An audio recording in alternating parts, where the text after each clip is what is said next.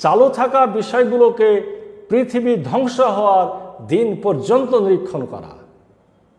অনেক কাজ বা বিষয় আছে যা চালু থাকে, যেমন বই, মসজিদ, মাদ্রাসা, জুয়ার ঘর, সিনেমা হল ইত্যাদি। এ সকল বিষয় বা কাজের জন্য কাউকে পরিপূর্ণ পুরস্কার বা শাস্তি দিতে হলে যতদিন ওই কাজ বা বিষয়টা চলতে থাকবে ততদিনের ফলাফলকে হিসাবে আনতে হবে। আর এর জন্য দরকার ওই ধরনের কাজ বা বিষয় ততদিন পর্যন্ত নিরীক্ষণ করা যতদিন তা চলতে থাকবে। অর্থাৎ ওই ধরনের সকল কাজকে নিরীক্ষণ করতে হবে পৃথিবী ধ্বংস হওয়ার পূর্ব মুহূর্ত পর্যন্ত। এটি করতে হলে যে সত্তা নিরীক্ষণ করবে তাকে পৃথিবী ধ্বংস হওয়ার পূর্ব মুহূর্ত পর্যন্ত জীবিত থেকে দায়িত্ব পালন করতে হবে।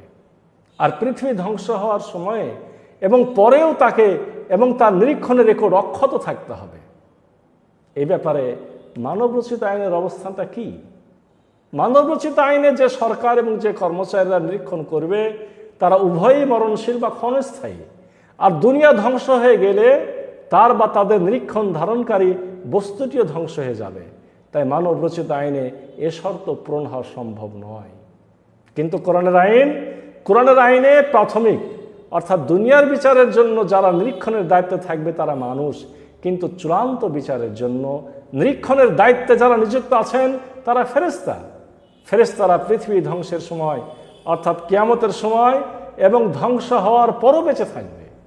ওই নিরীক্ষকদের পক্ষে তাই চলতে থাকা কাজ বা বিষয়গুলোকে দুনিয়া ধ্বংস হয়ে যাওয়ার পূর্ব মুহূর্ত পর্যন্ত নিরীক্ষণ করা এবং তা সংরক্ষণ করা সম্ভব হবে। তাই কোরআনের আইন যুক্তিসঙ্গত হওয়ার এ শর্তটিও পূর্ণ করতে পারবে, কিন্তু মানব রচিত আইনের পক্ষে তা সম্ভব নয়।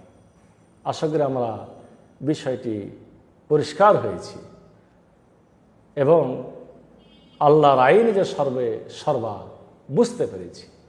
আগামী পর্বে ইনশাআল্লাহ অনুরূপ আরও একটি গুরুত্বপূর্ণ মানদণ্ড নিয়ে হাজির হতে চাই। ততদিন পর্যন্ত আল্লাহ আমাদের সুস্থ রাখুন, সুন্দর রাখুন। আগামী পর্ব দেখার আমন্ত্রণ জানিয়ে আজকের পর্ব এখানে শেষ করছি। আসসালামু আলাইকুম ওয়া রাহমাতুল্লাহি ওয়া বারাকাতুহু।